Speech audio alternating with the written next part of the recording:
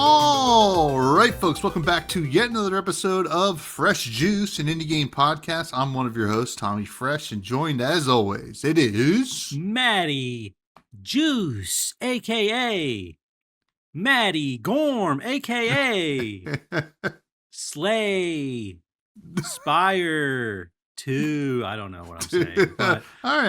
hello. I kind of, I lost it a little bit there at the end, but welcome to a very special episode of the Fresh Juice podcast. What's on the menu for the people today, Tom? Well, if you like indie games, you already know that the largest release since Silk Song, which had been the largest release since forever in indie games, is Spire 2. Entered early access. We're going to review our time with it so far and give our thoughts. It's a very exciting time. It hit over 500,000 concurrent players on Steam. I think that cracks the top 20, and it has now surpassed the biggest roguelike of all time, at least in terms of players, beating out Elden Ring Night Rain. So, going to be a fun one to talk about. Clearly, it is capturing the attention of a lot of people. Has it captured our attention? We will let you know during our review. It's going to be a fun chat about this one. And other than that, we're going to catch up. I have a little bit of a juicy take for you all, and got some notable releases, some listener questions, and then the rec room. But before that, we got to catch up. What's up? What's new? How you been? Yeah, doing good. Had a good weekend with the fam and some friends, obviously, because we saw each other on Sunday. Playing some board games at our buddy Bags' house. Not Pax. I got Pax on the mind. That was a good time. And then on Saturday, me and the fam went to Princeton, New Jersey. Shout out Princeton University, my alma mater. Not really. But yeah, it was a good time. I went to the Container Store because I've been meaning to go there because I had to get like an airtight container for like some 3D printing stuff. So I've been meaning to go there for a while. Finally did. And we went over to the Amish market there, which was like super busy. Picked up some pretzels, got some pickles, the two big peas, got them. And then we went to downtown Princeton, or whatever that is, that area, Palmer Square. We went to a restaurant there, which was good. I had a burger there, which was good. I really Very did nice. want, every time I go to that area of Princeton, which isn't like super often, but like I love the taqueria place that's there, even though it's like super expensive.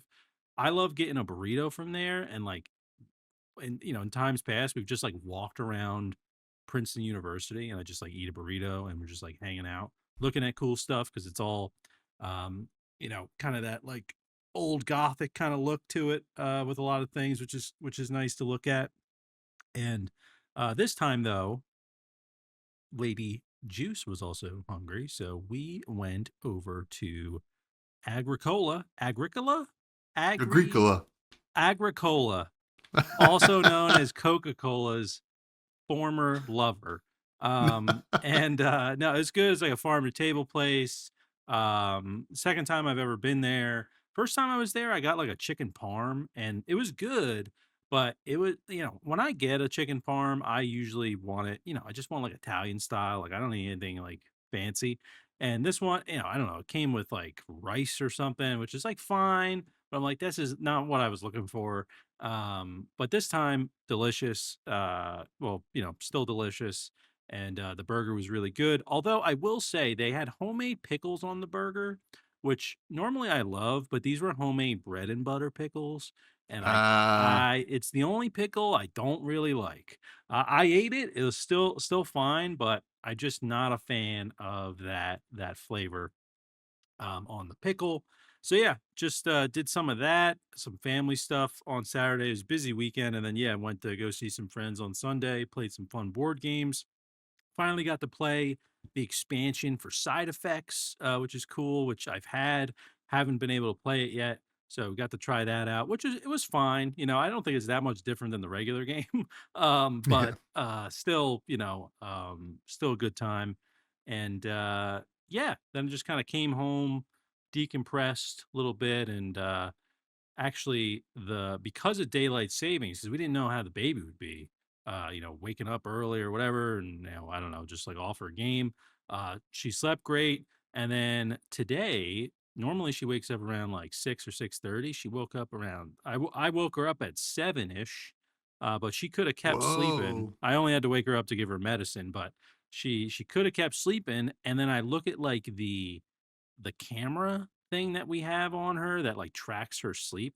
She slept for 11 and a half hours. I was like, holy, I Wow. don't remember the last time I slept that long. Like that, I must have been maybe in high school when I did that. Maybe. But yeah, that's hopefully that, she's been a good sleeper, knock on wood, but that was her longest stretch that she's ever done. So we'll see if it stays like that. But hopefully, I'd love to sleep in a little bit more. But anyway, we're very lucky, and there we go. That's my weekend. Baby stuff, family stuff, friend stuff. It was packed, and then the next few weekends are packed too.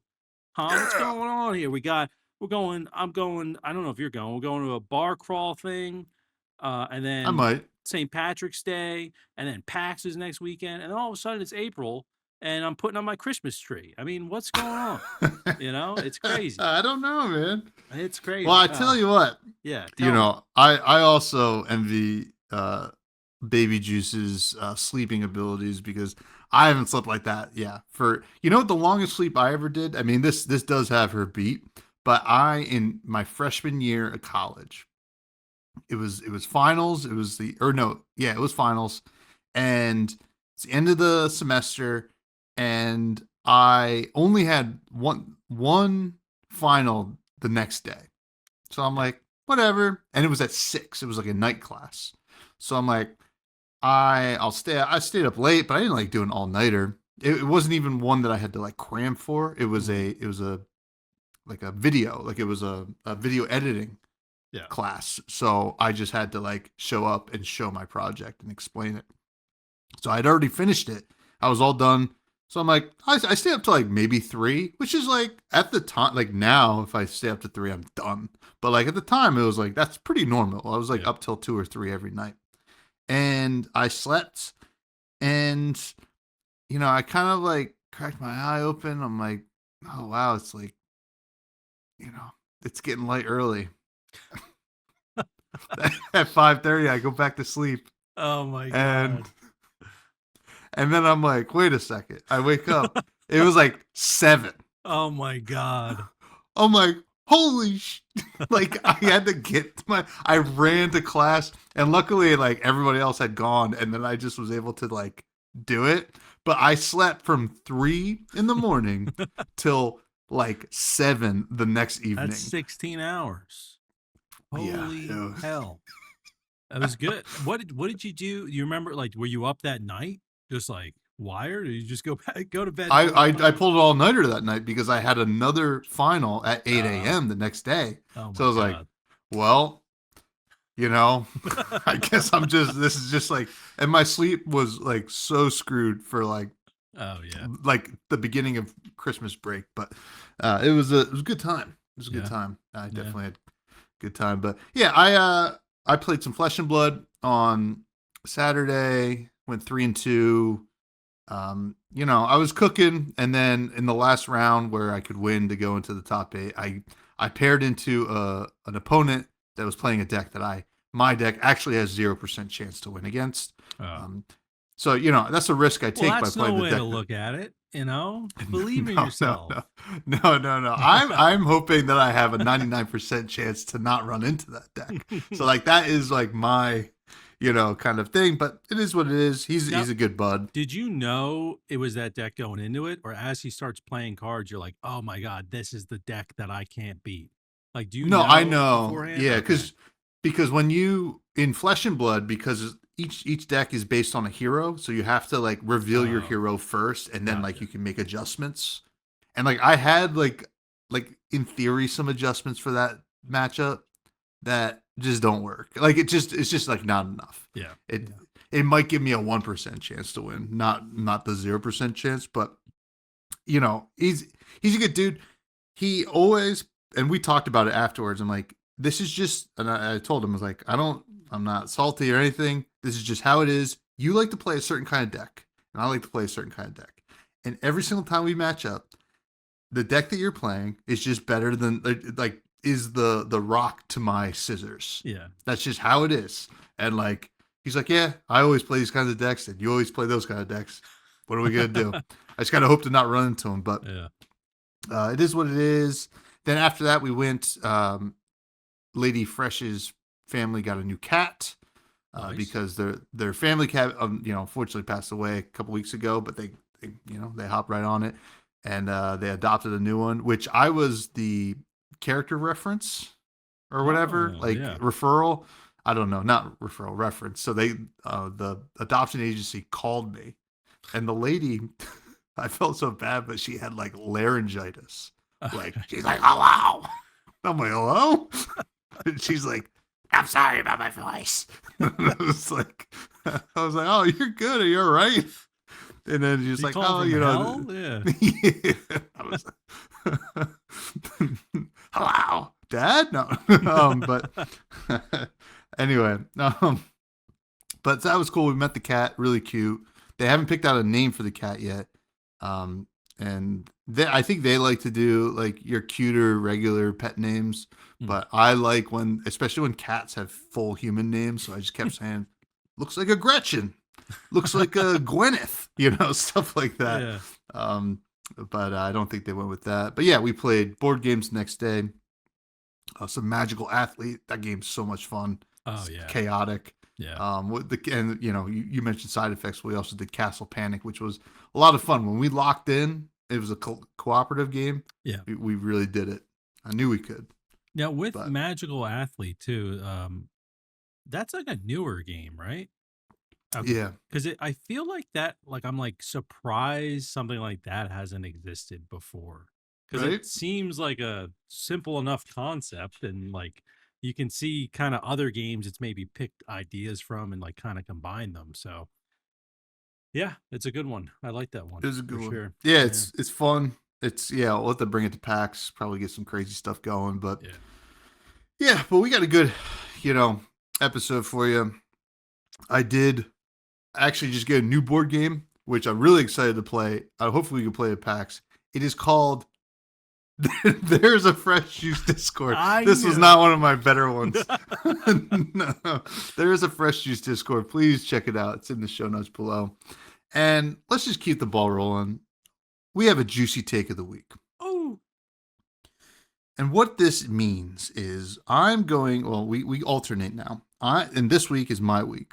I'm going to put out a hot take about indie games or video games in general. And usually the internet takes it in stride, I would say. They're pretty good about it. I haven't posted a take since know. that one, but I have them saved. They will go up because they are timeless.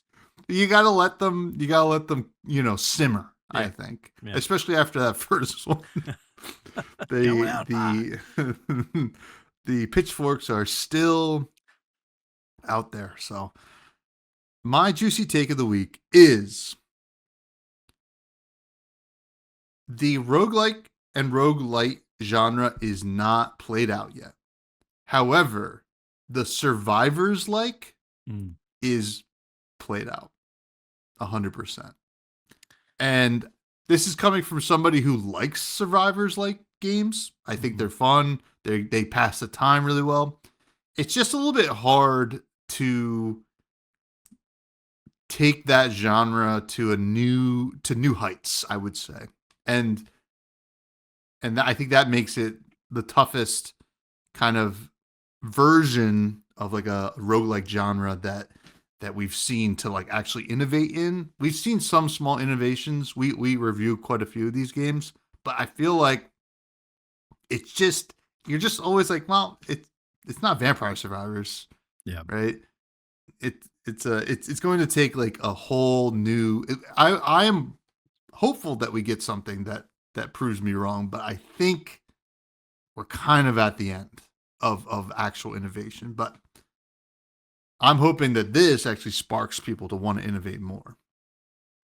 Yeah, I think this is a good take because I felt like this a lot. I think it also is just because um the mechanics of survivor like games are maybe, and I'm not a developer, but maybe they're easier to develop, because it's you know, essentially just forming hordes around your character, and then you have like an upgrade system with all different attacks.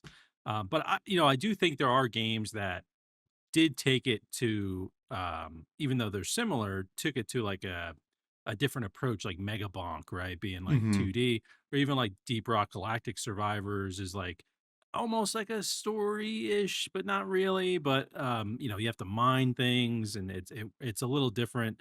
But I think for the majority, right, we played like Time Survivor, like so many different ones that are just like basically a copy of Vampire Survivors with not a lot of innovation. I do agree. I honestly think that there is still an opportunity for a survivor like game with really good multiplayer to come out, because I feel Mm-hmm. like we haven't gotten one of those yet. We've played some that have multiplayer, like I think was it Spell Brigade? I think was one Spell of them. Brigade, yeah. Mm-hmm.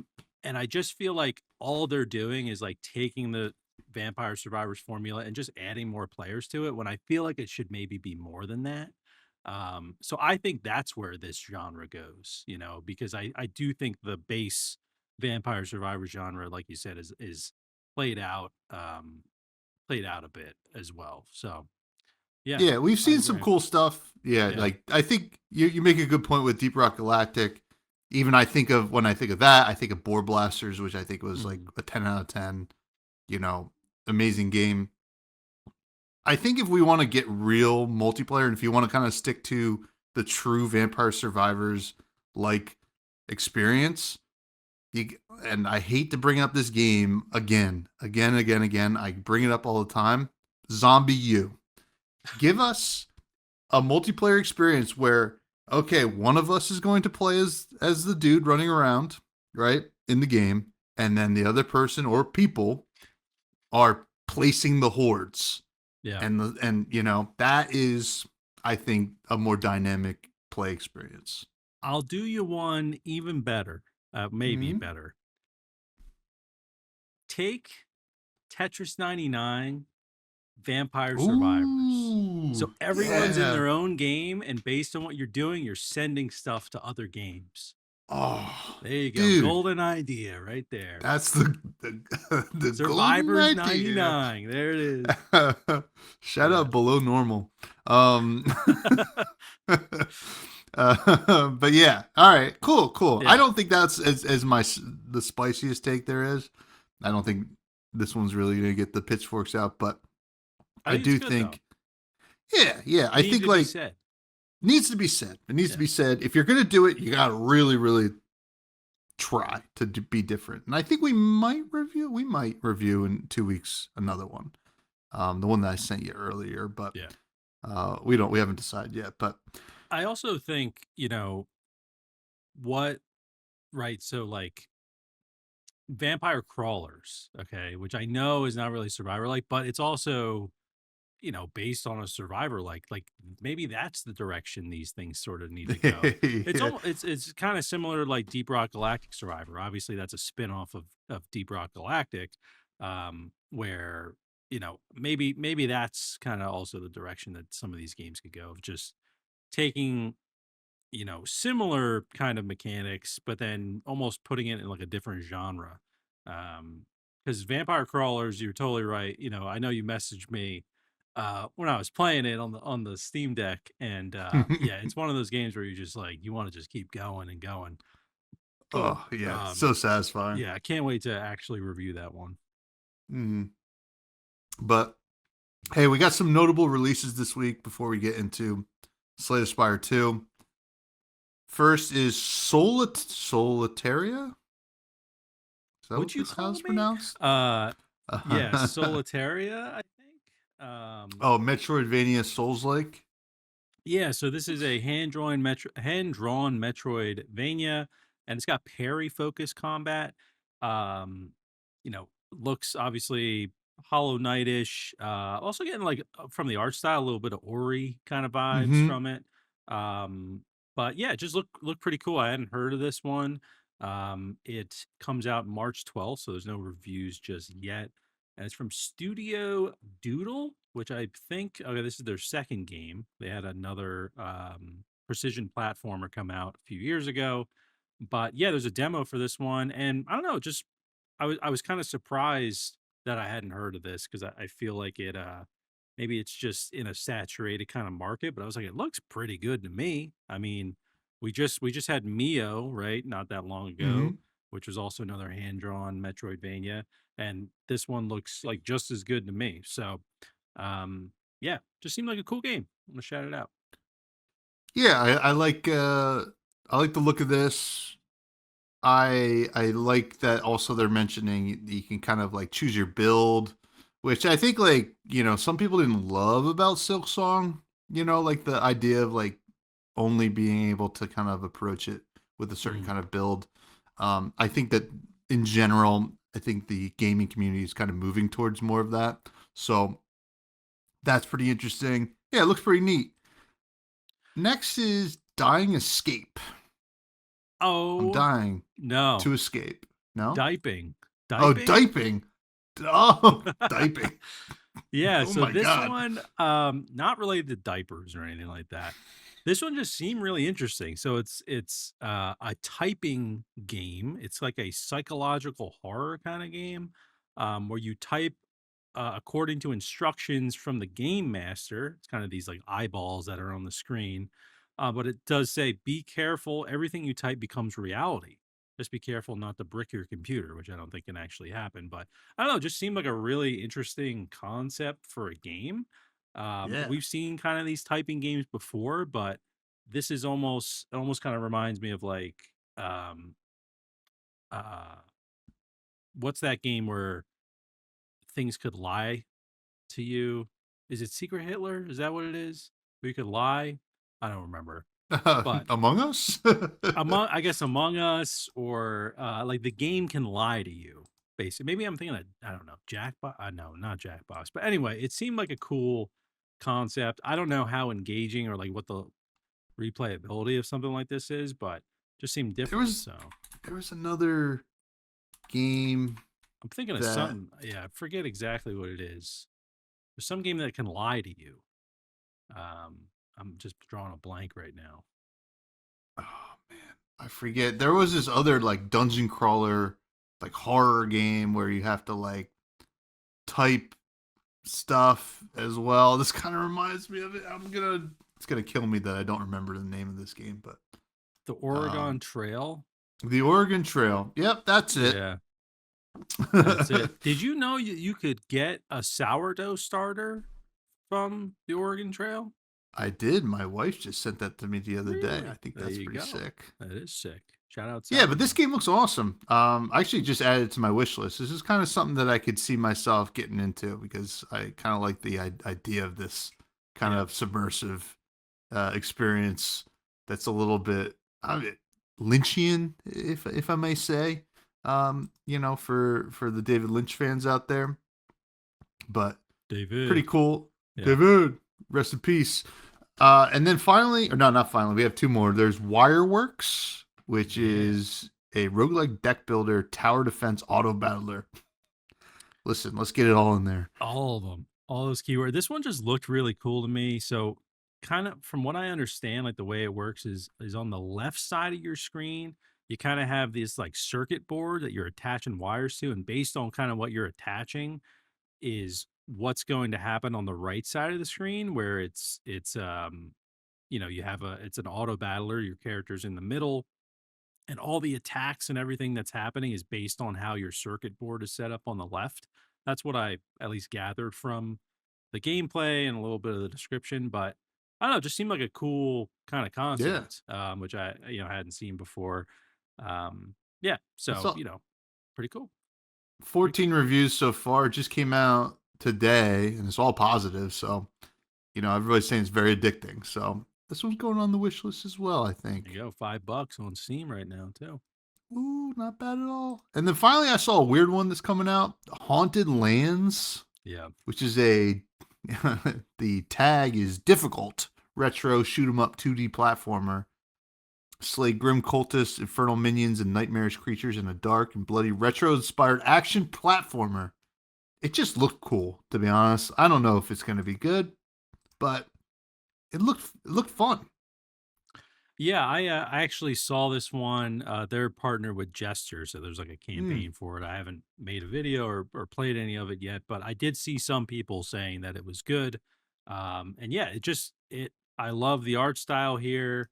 Um, you know, really taking like retro to the next level because of the way the trailer is too, where it like Mm-hmm. looks like an old school like commercial for the game. So I think yeah, pretty cool idea, but I also don't know. It's hard to tell how good this is because when I think of these old kind of games, I also think of how frustrating they can be because the mechanics are like so limiting or, usually difficulty would just be based on like ridiculous scenarios, right? Rather than like mm. skill kind of. So yeah, I don't know how hard this game would be, but yeah, it comes out on the 10th on Yeah. Mario Day. Look at that. Ooh. I like the banner too that they have. It reminds me of like a lot of those SNES, NES box arts. Pretty Yeah. cool. Yeah. Um, but yeah, S- let's get to the meat and potatoes of this episode, though. Also, just speaking of Oh, that, of SNES or NES, like those cartridges, I saw that you can get a harmonica that is like that, where you blow into the that's cartridge awesome. and it's a harmonica. That's a pretty cool idea. Pretty cool. Sign me up, brother. Yeah. Oh man. Yeah. No, that is sick. Yeah. Oh, salamander. All right, Slay Spire 2. Ooh. Let's talk about this game. I played a lot of Slay Spire 1. I'm gonna preface that now. And my biggest question going into this release was first, how are they going to expand upon Slay the Spire 1? And why is this early access? Right? Yeah. And I think that I got both those answers pretty easily in my first run. And where is it different? Where is this game different? First of all, the graphics, we'll talk about that. But primarily, you got two new characters and a lot of new relics and cards and strategies and archetypes to play within these runs. And you know, let's start with what the gameplay is. This is the formula that basically Slay the Spire created in their first game. You get your hand of cards. You start with 3 resources. Your hand has cards that are either skills, powers, or attacks. The attacks will deal damage. Skills will kind of act as like a spell, like a one-time effect that will either give you defense or buff something else or debuff your enemy. And then powers will disappear but be a static effect that you have throughout the combat encounter that you're in. So Powers. powers, yeah. um, but you kind of go through and your opponent is telegraphing what they're going to do next, so you can kind of plan around that. Sometimes it's more of just like your doom. You're just like, well, I gotta kill them or else I'm going to die because I know exactly how much they're going to deal to me. And yeah, at the end of each combat, when you beat them, you will pick from 3 cards to add to the deck or not if you don't want to. And yeah, there's a couple other kind of encounters you can have. There's the question marks, which could be regular combats, but they can also be like little story um, kind of encounters where you'll get like the option to take something in exchange for another thing, or add like a certain kind of relic to your deck, or lose some life to gain permanent life to your max HP, stuff like that. Then you have elites, which are just stronger enemies that have better rewards. Usually a relic is coming with that. Now, the relics are static abilities that you have throughout the run as well. They show up in the top of the screen. And then you also have shops where you can buy stuff, remove cards from your deck, yada, yada, yada.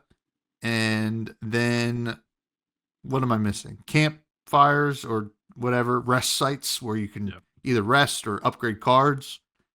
And finally, you have the bosses, which you know what the boss is, or at least what the boss is called from the beginning. They'll let you know.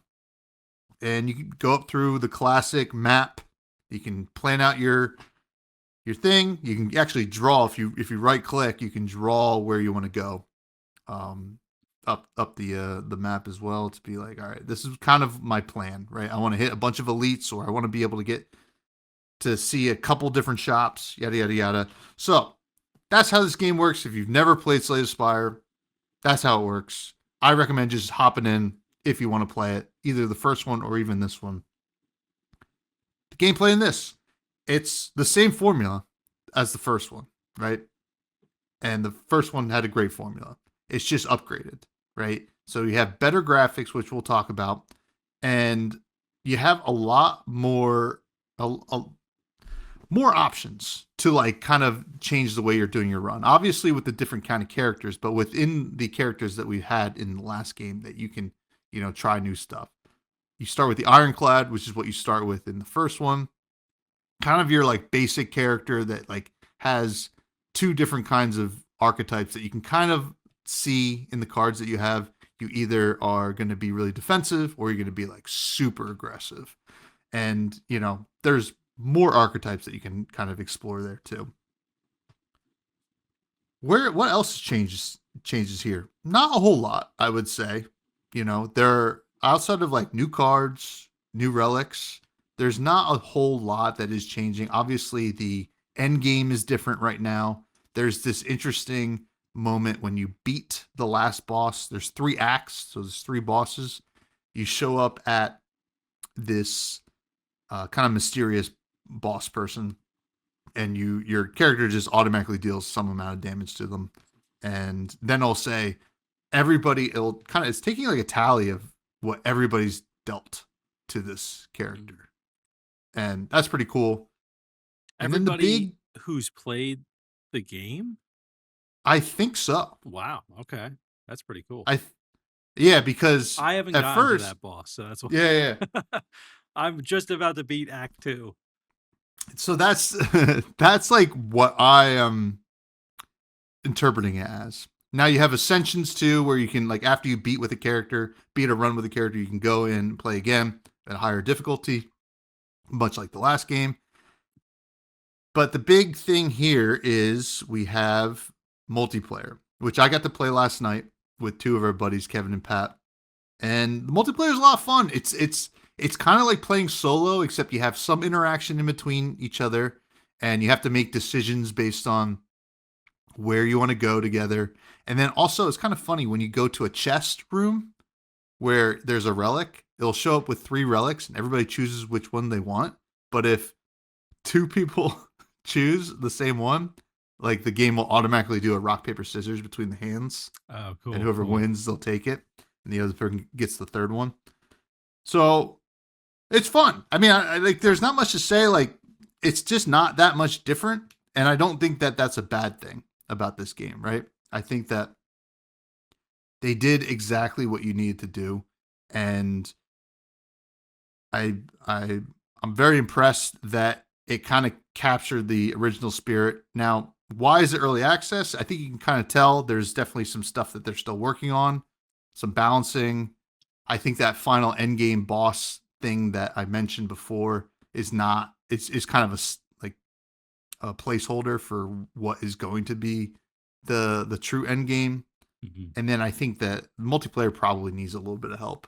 Not help, but like a little bit of work in terms of, there was just some janky stuff every once in a while that you're like, okay, this is a little weird, but not game breaking in any shape or form. But yeah, I think that this is just addicting. I mean, I can tell you how much I've played this game already, and I have wanted to play more. I've played at least 6 hours so far, right? Yeah. I wanna, That's and it. I'll be playing more. I mean, yeah, I mean, I've only so I mean, I hopped in, I beat it with the first two characters, Mm. Ironclad and the Silent, right away, and then you get the new characters. There's two new characters, the Regent and Necrobinder. Regent is really difficult, has a whole new resource system that you got to deal with, and then Necrobinder is like a necromancer that has like a pet, like um hand, like skeleton hand that you got to Thing. buff up and stuff. Yeah, thing from the Adams family. So anyway, that's, I mean, the gameplay. Just speaking on the gameplay, it's still great. I didn't think it would be worse, right? Yeah. It's definitely improved in some ways. It feels like that there are more really cool combos you can do in this game than the original game, and I think that is kind of it speaks to what this genre has become, especially in the post Balatro world. You want to do some crazy stuff. You want to see the numbers go crazy. Yeah. And I've seen some people do the crazy number stuff in this game already. So I think that is a really positive thing. Maybe not everybody's going to like it, but it is really cool to like get that going. So Yeah. yeah, that's all. Those are my thoughts on the gameplay. Yeah, I think it's interesting because I only ever played the first Slay the Spire. I was late to it. I played it on mobile a little bit, maybe an hour, not really a lot of time. So I'm going into the second game. I was excited for it because I was like, all right, I get the gist, but I knew Slay the Spire 2 was coming out. So I was like, I'm not gonna dump a ton of time in the first one. I'll wait for the second one. And then obviously they announced there was multiplayer, so I was like, oh, okay, I'm glad I waited because that's a whole nother kind of thing for me to get into. um so going into this though, I wasn't 100% sure, especially with it being early access, like if it was going to teach me again how to play, right? Because like I understand like the general concept, but like there's certain things that are specific to like Slay the Spire that I just was hoping it would explain, and it does. Like I would say, I know you mentioned like if you haven't played it, you can go play the first one or the second one. I would say just hop into the second one because Mm-hmm. because it is so similar. It really helps me out as someone that just didn't play a lot of the first one, where I'm like, okay, like I'm starting to get addicted to it, and I understand now, and I'm glad I waited for this one in particular. um, and I think that what makes this still great, because it's overwhelmingly positive on Steam, which is awesome to see. And I was very Mm-hmm. curious to see where it landed in terms of what people reviewed, or how they reviewed, because, like you mentioned, the first game kind of established this as like a genre, right? Mm-hmm. Essentially. So there's been so many games that have come out that have had this kind of formula to it where it's like, okay, if the second Slay the Spire comes out, is it going to try to reinvent itself again so that it can kind of, be looked as that kind of pioneer in this space? And it didn't do that really, like it basically takes the things that I remember from the first game and brings them everything that worked, brings them over and just kind of adds new flavor and new, obviously new graphics. And we'll talk about that. But it almost feels like this is like an expansion of the first game or like a remaster of the first game. That's kind of how it feels to me. Mm-hmm. And I think that's great. Like I I have just been loving every second of the gameplay here. I know we talked like before the podcast, but it's one of those games where you're just like, okay, I'll do one more encounter. Oh, I'm almost at the boss. I might as well finish the act. And then all of a sudden, you're in the next act. You're like, I might as well see what my upgrade's going to be for the start of this act. Oh, and oh, look, there's like, and you just kind of keep going and going. It's hard to kind of pull yourself away from it. And I think that this game, and again, like I know these are things maybe that people already knew about Slay the Spire, right?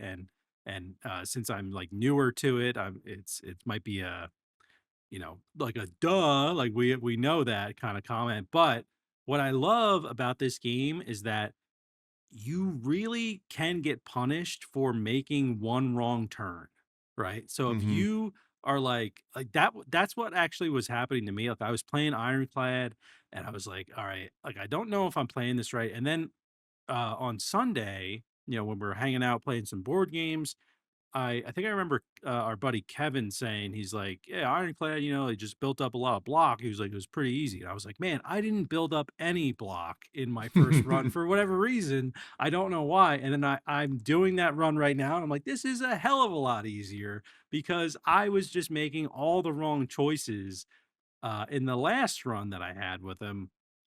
And yeah, I just think that that's great because there's a lot of games in this genre where I feel like they're a little bit more forgiving, and this isn't a game that's like super forgiving at all.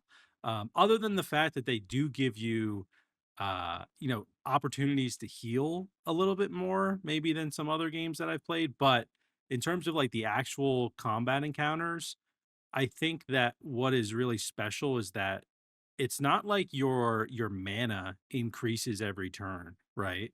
Um, Mhm. you can get things that do that. You can get cards that do that, or potions that give you more mana, or there's ways to get more.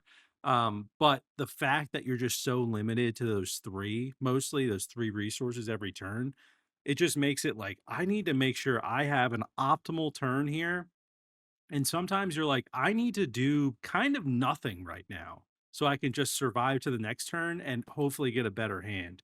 So it's just, again, those are probably things that like people that play a lot of Slay the Spire are like, yeah, duh, that's how it works. But like just getting into it with the second game, I'm like, I love this. I love the restriction that this game has, where it really, forces you to make the best moves possible. And if you don't, like, you could just lose your whole run, based on like a little wimpy enemy, that like decided to deal 20 damage when you forgot to block or something like that, Yeah, yeah. like something like that. And it's just, I appreciate that. I'm actually really interested. I haven't unlocked it yet, but there's the normal runs and then there's the daily as well that you can Yeah. do. And then I think there's like another mode, or maybe two more other modes. Custom Custom. mode. Okay. Yeah. Yeah. So I don't know if that's available in early access, but I'm looking forward to the daily because I'd love to just boot this up and just get like a fresh run every day, With some wild rules, yeah. yeah, just some crazy rules or mutators, things like that. Um, but yeah, I mean, the one thing about this game that's like super apparent when you start playing it is just how like tight everything feels. Like this, Mhm. everything has been crafted to a T. And it just makes you it makes you feel like there's no fluff, which I think is great. But then that also plays in what I was mentioning before, where it's like if you make the wrong move, like you can be screwed like pretty easily. Um, not all the time, but I love that about this game where it's there's not too much for me to think about usually, except for obviously when there's like multiple enemies. But in terms of like, okay, this is my hand, and I just need to make the optimal moves, you know, based on these five cards I'm getting, because they're going to be gone after my next turn because you're not keeping your hand, throughout the turn. So anyway, yeah, I just really enjoyed my time with the gameplay with this. I'm in the middle of a run, like I mentioned. I've died to the Act 2 boss a few times, so I think now I have a better build than I've ever had. So I'm hoping to get past Act 2 and then get to Act 3 and beat that. But I have not tried the multiplayer yet. I'm excited to test that out. It seems like from what I've heard from you and some friends, that it's not necessarily like easier, but it's it's It's a just really fun experience, yeah, I it's think. it's Yeah. more it's like less pressure, I guess, kind of. This is what it kind of sounds like than a solo run. So Yeah, I'm excited to try that. it's exactly like we played Castle Panic over the weekend. It's exactly like playing a cooperative board game, and you're like, you can kind of discuss like we were just kind of like jamming, right? Like we were Yeah. just playing out our turns and like doing whatever. But like if you want to like take your time and like discuss stuff with your buddies, like you totally can, which is Yeah. really cool. And then also you mentioned like you can make one wrong turn Mhm. and like screw yourself. The nice thing in multiplayer is like that happened to me. Like I was drawing through my deck to try to get some block so I didn't die, and I never got my block card, right? And Yeah. I'm like, I'm dead. And then like I think Kevin was like, oh, I have a potion I could throw at you and like give you some block. I'm like, that's perfect. And like Yeah. boom. So and then there's like cool stuff like there's one relic that says when an enemy dies, you draw a card and gain a resource. Yeah. So like let's say I ran out of resources and I just wait until one of my friends kills an enemy so I can draw another card, get another resource. So it's cool stuff like that. Now let's get into the art or the Also, story. I guess sorry, story. just one Yeah. more thing Yeah. Yeah. about the gameplay because one of the first things I did when this came out was I actually looked it up on mobile because I knew the first game was out and it's not Mm-hmm. available yet on mobile. So I'm thinking maybe that's why they're also in early access because they're planning to release mobile at 1.0 at the Probably. same time. But then it got me thinking, well, the first game doesn't have multiplayer. And I'm just hoping, I'm just putting that out there in case Mega Crit's listening for some reason. Um, I think it would be awesome if the game is on mobile, there's an option to have like a couch co-op experience where Oh. everyone is up on the screen, but then your hand and everything is on your phone. And so you're kind of working together in person, right? And I'm like, maybe that's what they're cooking for the mobile release, and that's why it's not out yet, and it's early. They did early access, so that's just kind of what I'm thinking would be optimal. I don't know if they'll end up going that route, but I'm like, they have to incorporate multiplayer in the mobile version, right? I mean, at some point, if they want like Yeah. feature parity, so I'm thinking that could be a really cool way to do it. So we'll see. I love that idea. That would be so sick. Yeah. Yeah. um, story wise, I mean, this is kind of a similar story where you're kind of like climbing up this spire, this tower to like get to the top and beat the thing. But the cool thing is, I think with the unlocks in this game, you kind of unlock these epochs, Mhm. these cards on like a timeline that kind of have like some art and they'll give like some like background lore, to kind of actually like build out this world a little bit more, which is like what the first game kind of lacks, right? Like you have these characters and like there's some lore to it, but like when we first saw the trailer for Slay the Spire 2, it was like this like animated cutscene kind of thing. And it was like really cool. It's like, where was this in the first game? So like they're definitely playing into this whole like realm that has kind of become really popular. Yeah. I mean, I think I follow some board game stores on TikTok, and like the Slay the Spire board game was their highest revenue Wow. driver last year in Wow. 2025, which is crazy. So, um, yeah. So they're building it out. I mean, I don't think it's nothing that like I personally care about so much, but like I know there's people that like if you're watching the podcast right now, like the character the silent is on screen. This is a character from the first game. People love this character. You see plushies of this character all the time at PAX, whatever. So like, wouldn't be surprised to see some people really enjoying like some more backstory for these characters that Yeah. like you spend a lot of time with. Yeah, no, for sure. I think it's almost like a situation where they kind of owe it to people to give a little bit more backstory for these like now iconic characters. Um, even as someone that didn't play a lot of the first Slay the Spire, I recognize the Silent like easily. I'm like Mm-hmm. that's Slay the Spire, even Ironclad.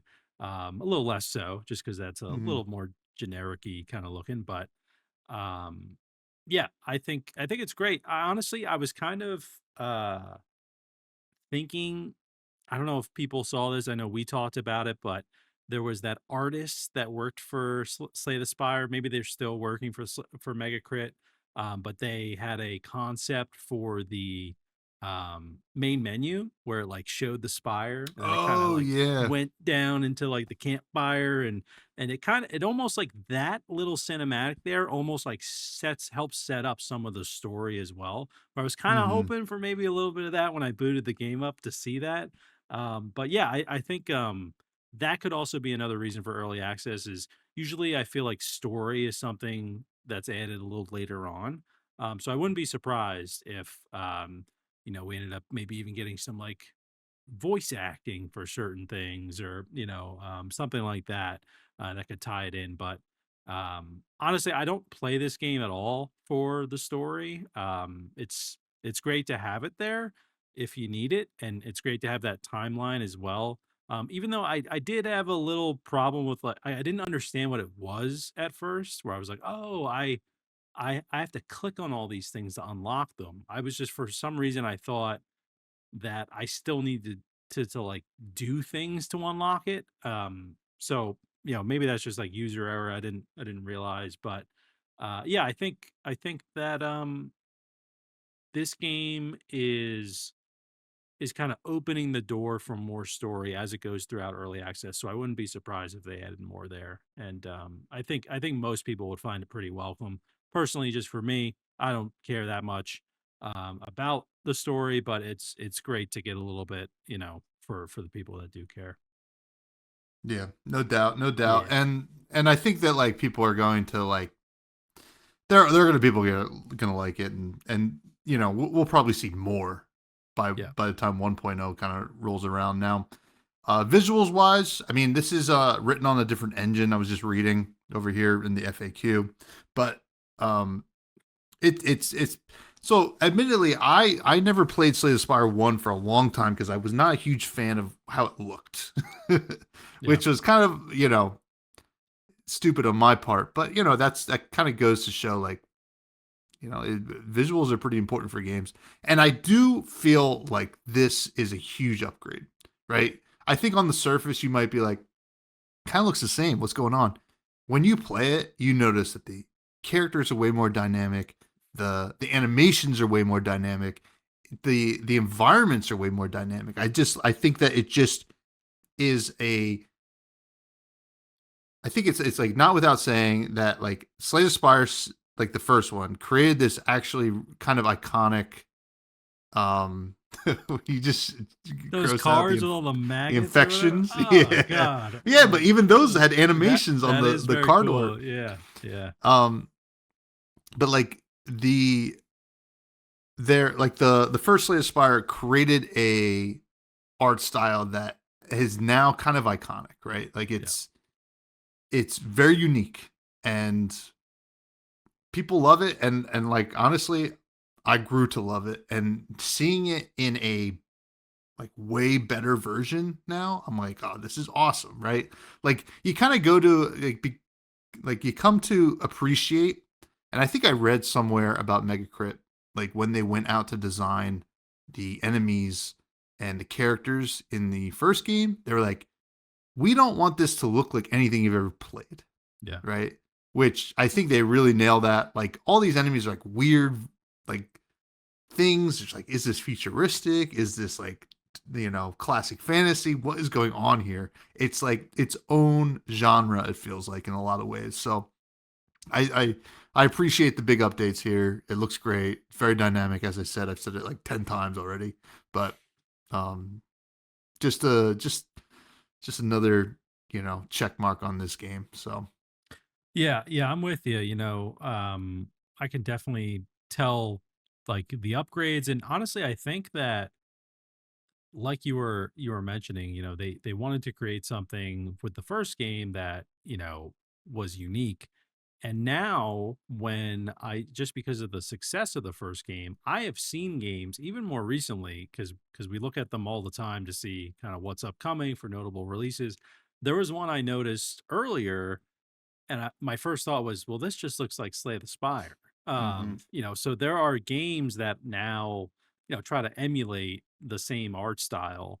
But whenever they do that, people are just going to compare it to this game and to the first one. So I think, you know, it's obviously been improved with the second game, but it's still very simplistic, and you're not going to feel lost with like the UI, anything like that, which I think is great. Again, it's similar to the first game with that. But just one thing I did want to bring up with the art that I didn't get to experience, but I've heard about and I've watched some streams of it, is when you play multiplayer, you can draw on the map. You could Which do that in single player you, too, you can do it in actually. single player Yeah, too. yeah, yeah, Okay, yeah. I don't. What's the purpose of doing that in single player? So you can map out where you want to go on the map. Oh, okay, okay. Yeah, So, yeah, yeah. okay, got it. But that I think that is a really awesome. Is that something that was in the first game? Do you remember? I don't remember actually because I played on mobile mostly. I don't really remember, but yeah, but Yeah, like it is helpful in multiplayer too because everybody's pen is a different color. yeah, So like when we played last night, Pat like drew like what he thought was the best thing. We're like we looked at it, we're like sounds good. We also drew other crazy stuff, but like that yeah. was like really helpful. Yeah, yeah, and I think, obviously that plays into the gameplay side of things, but I also think that's a really smart like art decision, especially like introducing multiplayer, to be able to do those sort of things in case you're playing with people that you're not talking to, as Hmm. well. But yeah, I think the art's a winner here. It's just again, this almost just feels like a remastered version of the first game to me, from what I played with the first game, just from like an art standpoint. So yeah, I think they did a good job. Yeah, and I think in terms of you know the sound Yeah, effects and the music, it's kind of a similar vein, right? Like it was good in the first game. This is just remastered in a way. yeah, You know, it's a very very satisfying like amount of sound effects that you get in this game. The drawing of the cards, the the moment when you start dealing damage 30 times with one card. It has all those dopamine hits, and I think that's really great.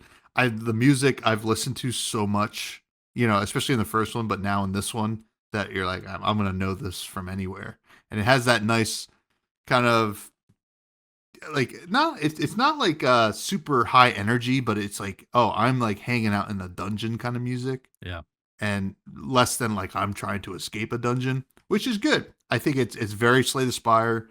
It is. It's incredible. This is only the second game Megacrit has made, right?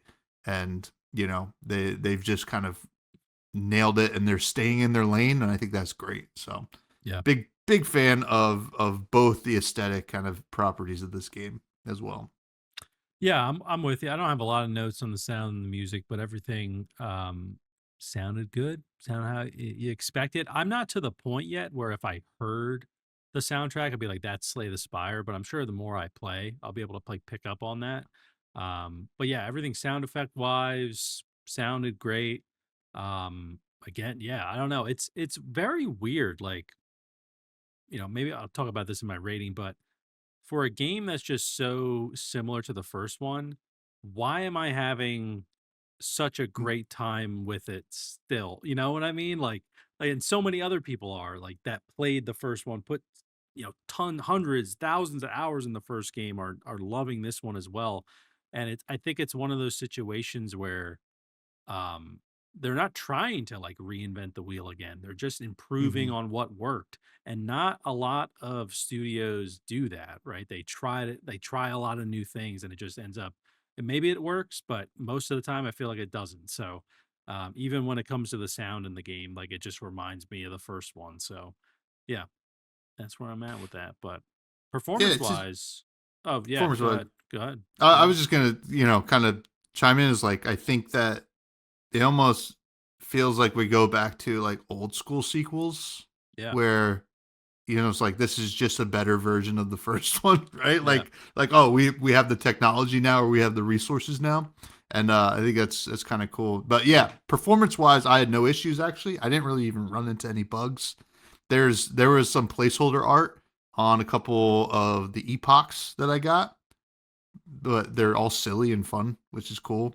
But that's to be expected. yeah. But yeah, no issues on my end.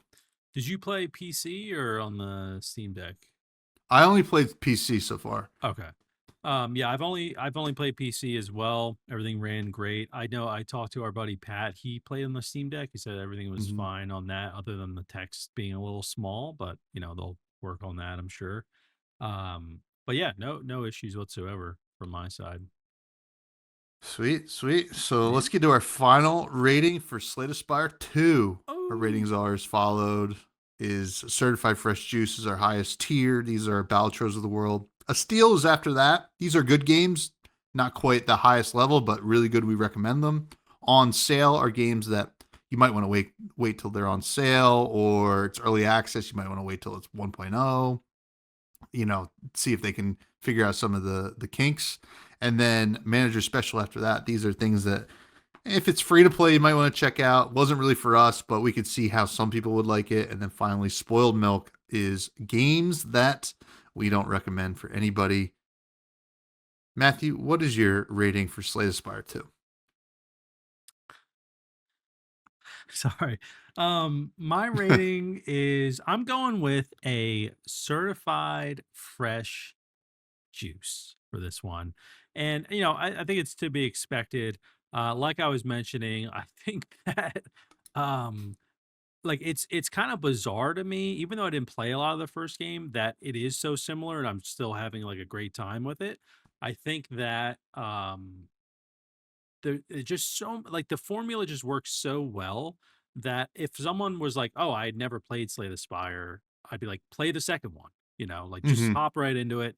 Like go for that. I am very curious to see if they ever did a third game. What is that going to be like, right? Like Yeah, yeah, yeah. so maybe that's on their roadmap at some point years down the line, but yeah, I'm giving it a certified fresh juice. I think it's um no one does it quite like Mega Crit. So I think this is just another case of that. So there we go. Yeah, I'm right there with you. Certified fresh juice.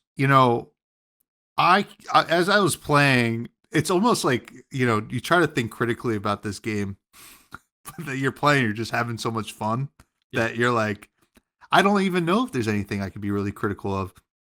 Initially, I was like, oh, maybe I won't like that. This is so much like the first game, and then you just kind of like get into the rhythm. You're like, no, this is just like an improved version Yeah. of this game, right? Yeah. It's just that's all it is, and like that's good. I Yeah. love the first one, and I'm Yeah. loving this one. So I think that this is a great, obviously early access. I was reading a little bit of their plans. They don't have a roadmap yet, but their whole about early access. The Spire truly is ever changing in more ways than one. With Slay the Spire 2 already has more content than the first one, including cards, events, environments, enemies, and more. They will add more and balance more throughout early access. They don't have a specific timeline, but we'll be sure to keep you regularly updated and give you peeks behind the development curtain. And they want people to give feedback, which is awesome. Mm. So, that's the cool thing. We're going to be playing this game, and one day there's going to be an update, and you're like, what did they change? Let's check it out. So, Yeah. very cool. Certified fresh juice. Super impressive. Well deserved success, I think, as well. And excited to continue to dive in and play more. Yeah. So, I also did see that Mega Crit shares a studio with yeah. was it Aggro Crab and someone else like the Peak developers and another Mm-hmm. developer as well. So they were all like celebrating when they had to release their game on Steam. Just cool to see, I don't know.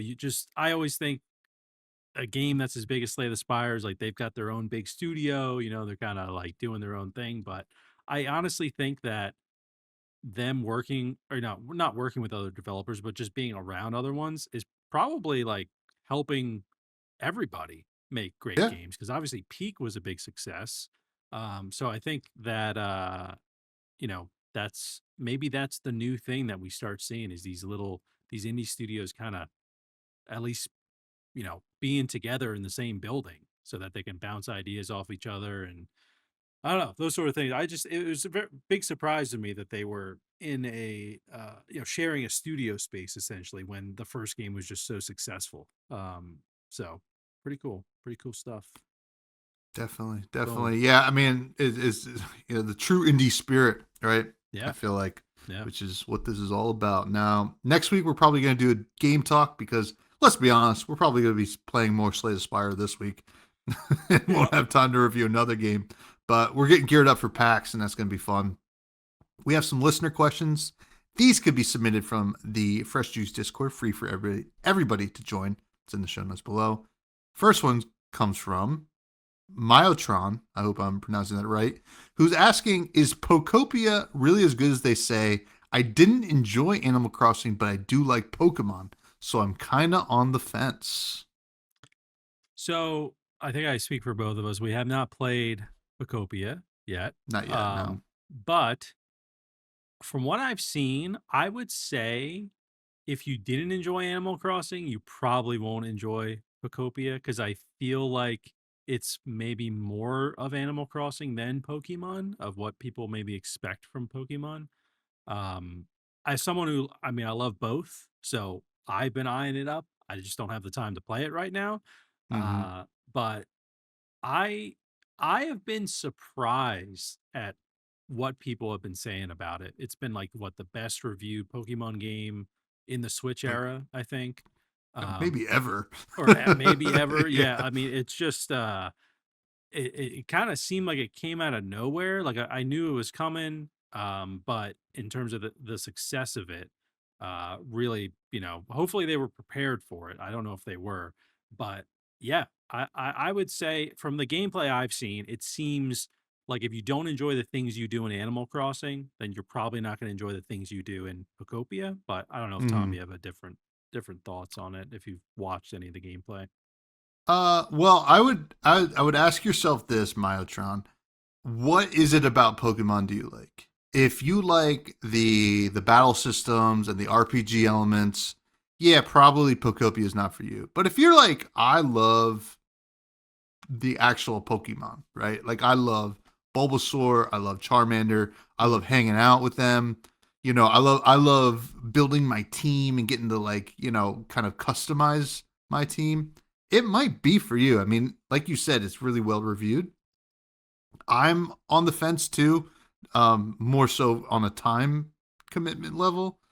Um, you know, but I loved Animal Crossing, but I also love Pokemon, like you, Matt. But Yeah. I would say ask yourself what about Pokemon you like, and like maybe if it is that kind of like the actual Pokemon themselves, this could be for you, and maybe it'll make you appreciate Animal Crossing more. You never know Yeah. if you have a good experience with Pokopia. So the people out there are loving it.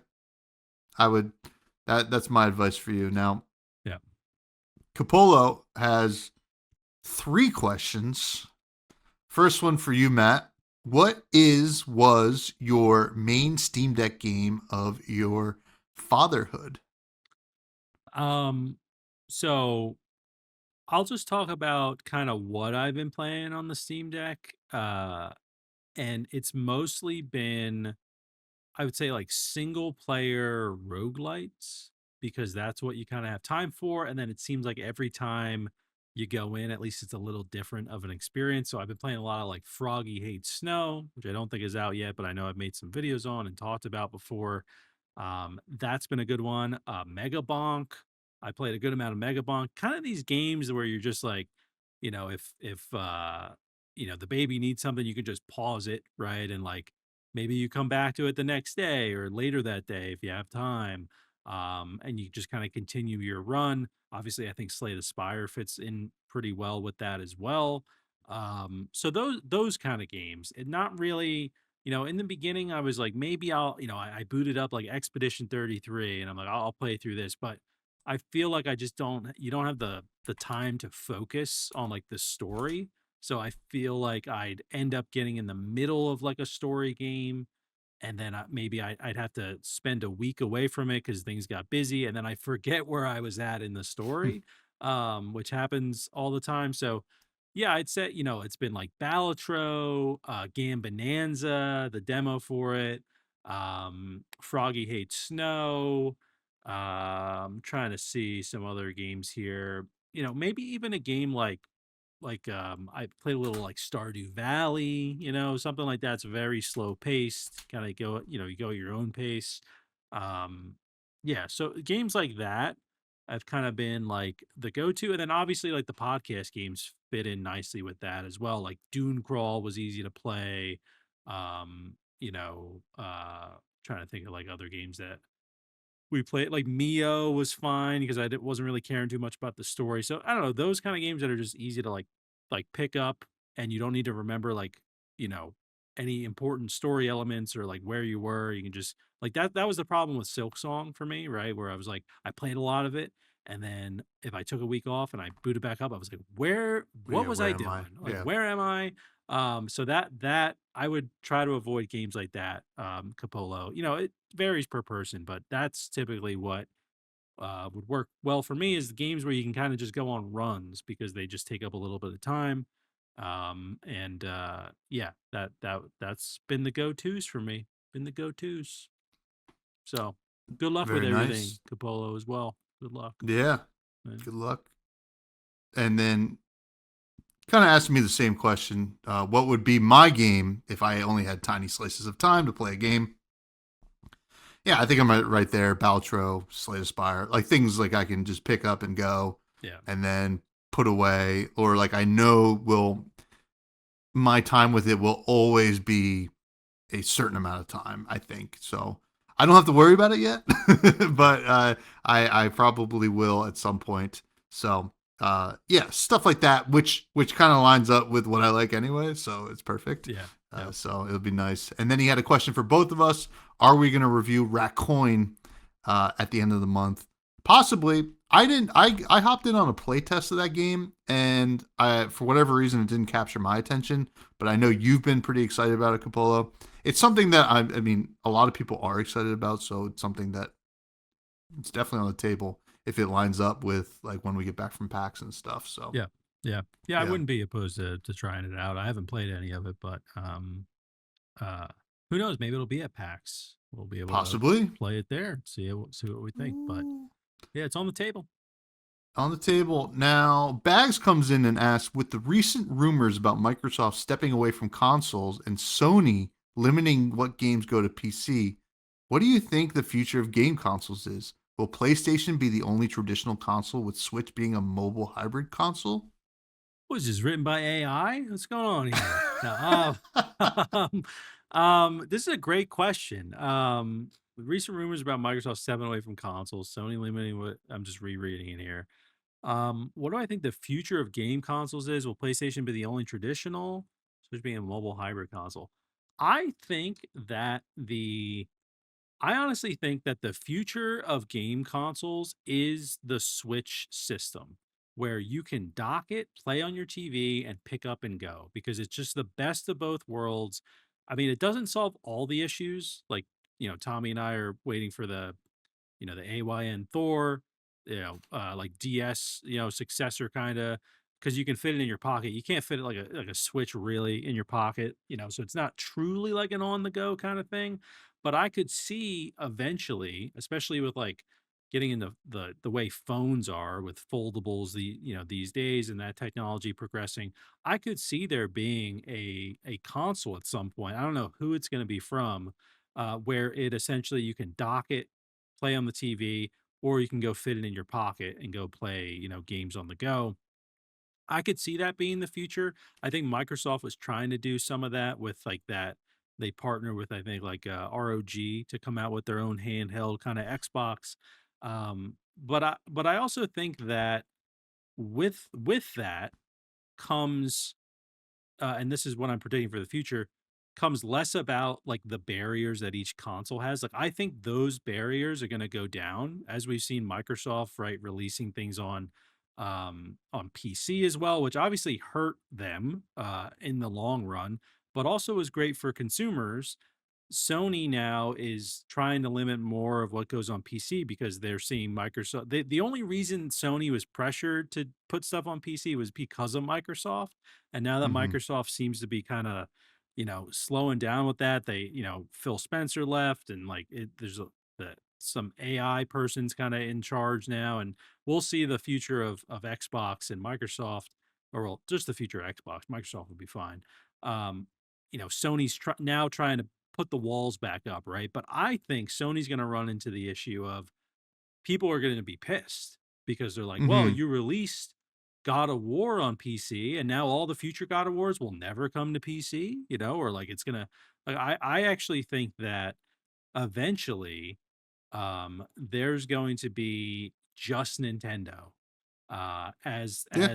the, you know, as the one that still has like a branded console. And I think Sony and Microsoft will, or Sony, yeah, PlayStation and Xbox will still, they'll create these like handheld things, but you can play games on both, right? Like Microsoft will come out with their own version of the Steam Deck. They kind of already have, but you can play Sony games on there, right? And it's going to be more about who's got the more powerful handheld console that can do more things versus who has the better games. So I think it's almost like we're going to be switching from a software game conversation to a hardware conversation, because, right? Like everyone just says like Xboxes and PlayStations, they're just PCs basically. Well, it's like, yeah, Mm-hmm. they're eventually just going to be, especially with like Steam coming out with their own stuff with the Yeah, Steam machine. yeah. Like, I just don't think there's going to, like, Sony's going to have to be like, all right, we're going to just start releasing all our games on PC because that's where most of the player base is going to end up being like years down the line, versus like just releasing it to PlayStation players. So that's what I'm thinking, is that Nintendo will probably survive because they just have such strong IPs, and Sony and Microsoft will kind of do this, like, they're going to become like these handheld hardware companies, that are trying to compete with Switch, and then also trying to compete with all these like emulator kind of devices that are coming out. So that's what I'm thinking. That's a long answer, but Yeah. it's a great question because who really knows? But things are shifting more than they have like in the past decade, I'd say, of these companies. Yeah, yeah. So the Switch is interesting, right? Because the Nintendo brand is bigger than anything that they will actually sell, Yeah. right?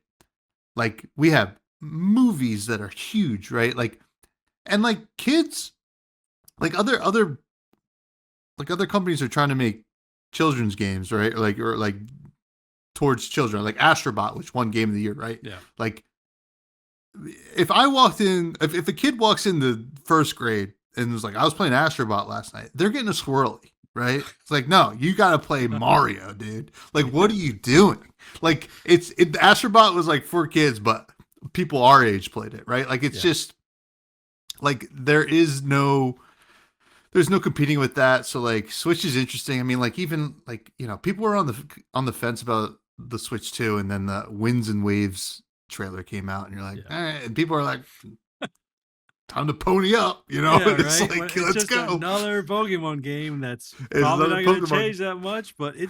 Oh yeah, I hope. I mean, I hope it we'll does see. actually look good, but we'll see. So yeah, yeah, yeah. I think you answered it perfectly there because yeah, it's just like why. I mean, as people know more about PC gaming, right? Like, why Yeah. wouldn't you do it outside of Nintendo? So Yeah. And I think Nintendo is also just like such an interesting case where I feel like they stumbled upon the future of gaming with like, yeah, like they had the through their Wii and innovation, yeah, yeah. they're like, oh, motion, and then like, they had the Connect and stuff. They did that, but like motion, like gaming is not the future, right? And Mm-hmm. then like with the Wii U, they're like kind of like a handheld sort of thing, but that didn't go that well. And then with the Switch, they're like, this is the next thing. And now I feel like years later, all these other companies are trying to we got the Steam Deck, we got the Xbox One, the Sony, there's like a portal, like the PlayStation Portal. Everything's trying to be the Switch. And I feel like Nintendo's like, we were accidentally ahead of the game, Yeah. you know? I mean, well, look at us. We're like rapidly checking our inboxes for a shipping notification for a basically DS clone, Yeah. right? Yeah. Like, I like have a it's 3DS in my closet right here. I I could know. just play, and I I'm don't looking want at it. one on Yeah. the floor. But yeah, it's crazy stuff. And we got Yeah. one more question about the future of gaming as well. K Moore asks, "What do you think of the buttonless controller rumor for the next PlayStation?" I'm gonna say that I haven't heard this rumor. What do they mean? Do you just yell at it? Is it voice activated? Left, right, Uh, A A B B X Y. Oh wait, no, triangle, triangles, whatever they have, squares. That's what it is. That's all it is. It's just a microphone. That this is not gonna happen. I mean, the only way I see something like that happening is it's not going to be the main controller with the next PlayStation.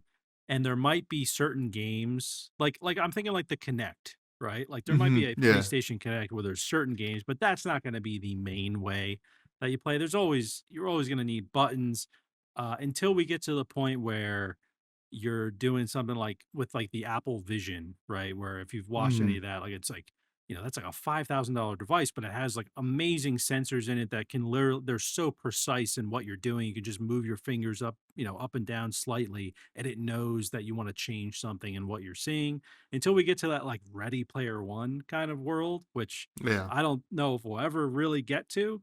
There's always going to be buttons on controllers. So, um, yeah, I don't think if they did anything like that, it would be kind of like a secondary device with like certain games. Um, but I also think that'd be a waste of money for them to invest in something like that because I there's just it's just like VR. There's not a big enough market for it. Yeah. So it took them a while to even come out with PSVR 2, which I don't even know how that's doing. So yeah, I It's don't know. just funny to me because like PlayStation's brandings are their buttons. Yeah, yeah, Like, yep, I know it's a PlayStation game if I see that triangle, square, circle, X. I'm like, those are the yep. buttons. Yep. Yep. Yeah, they're gonna have to change it. They're gonna have to change it. Yeah.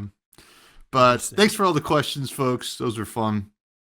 We're gonna head down to the rec room and then say goodbye. But rec room is where we recommend something that perhaps is not an indie game.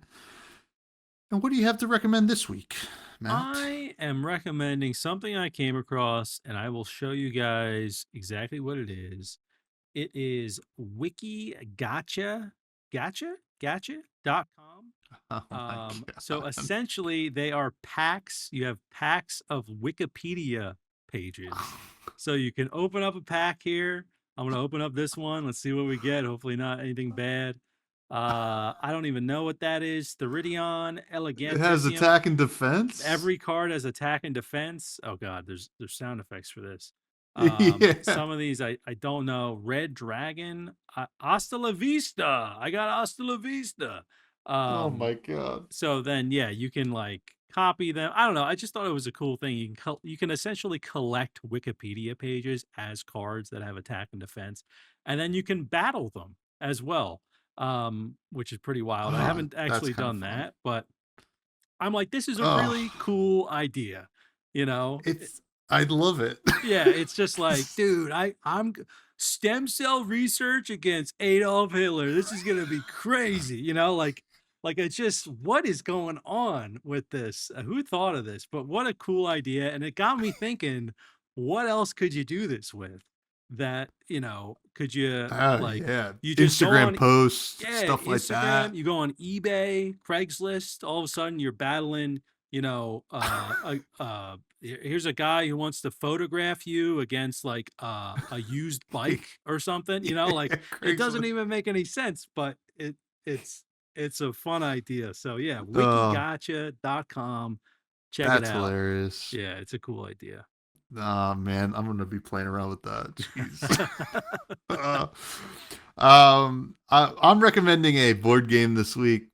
So I think there's a lot of games out there that just aren't really that friendly to two-player experiences. And obviously, my wife and I live alone. So I had heard about this game and I was like, you know what? I'm going to try this out. It's called Flamecraft Duels. Mm, And this is the perfect two-player game because there's some strategy to it or whatever, but it's very easy to understand. You have this board with these different colored tiles of dragons, and they all do something different, right? Like one will say play another tile, and you're grabbing them from a bag at random. And to get points, you have like a hand of two cards that will have like a like sequence or a pattern of different colors of dragons. So basically, you're trying to make the patterns of the dragons on the board to score points. And you go mhm. back and forth, and then whenever you run out of tiles, the game ends. Whoever had scored the most points wins. And it's a lot of fun. It's like it makes you think a little bit. It has that nice little puzzle matchy kind of thing going on too, as well as the random, grab bag kind of uh like gameplay that's tactile and fun. Yeah. So we've been loving it. We play it a lot. So Flamecraft Duels. And I didn't get the deluxe edition. I think I got like the regular one. It's usually like $30, but the one we're showing on screen is 40 for the deluxe. So. And somehow you got it. It says not currently available in the U.S., but you know a guy. Well, somebody had it retail, so I got it at a store. But sure. It's been a lot of fun. Yeah, no, this is I'm always like trying to same situation, right? Where like I'm just gonna play with like Lady Juice at home, right? Until like, baby Juice is older. But I'm always looking for good 2-player games, and I feel like we played a little Side Effects, but it's not that like great with 2 players, so I'm always kind of looking for something like this. So I'll have to give it a check it out. Maybe we'll have to try it at PAX or something if they have it there. I'll just pick it up, play a little bit. Yeah, that'd be cool. But that's gonna do it for the Slay Spire 2 app. Ooh. It's a big day for indie games. Slay Spire 2. So it was exciting to play it, talk about it, and I don't even think I said how much it was, but it is $24.99. So. Not the cheapest game, but you're getting a lot of. I mean, I already got 6 hours, and I'm not even close to done with it. So, you can get a lot of hours out of this game, but that's neither here nor there. You can all find me at Fresh Buds Pod, mostly on Blue Sky these days. I have another podcast called Fresh and Buds. It is fun, and we talk about Flesh and Blood, a game I've talked about on this show before. This week we have Kevin Smurf Murphy on the show, who just won a tournament over the weekend. He's a good bud. And I like having Kevin Murphy on the show because I'm like, I can close my eyes. I'm like, you're a firefighter from Boston, probably, with that name. But he's not. He's a Flesh and Blood player. You can find us on all socials at Fresh Juice Pod. Where can people find you? Find me at Matty Gorm, Gorm, on all the socials and everything. And I've been posting some demos of some survival games over on the YouTube there. So if you're interested in hanging out, putting something on the background, watch me play some survival games, feel free to check it out. But there we go. We've slayed some spires. Yeah, we did. And we're juicy.